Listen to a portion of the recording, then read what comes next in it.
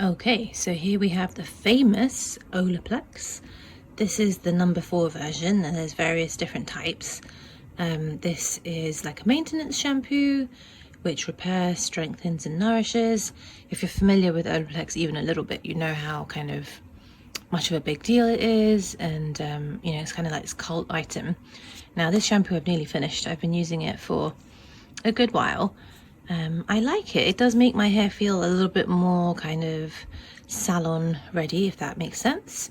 It's got the patented Olaplex bond building chemistry science thing, and it says that you should use the whole system, so the 3-4-5 system.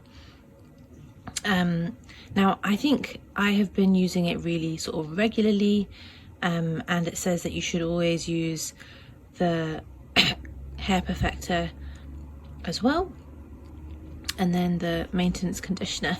So yeah, it's meant to be a whole system, but it's a pretty good item. I like it, and it's lasted a long time. It's 250 mils.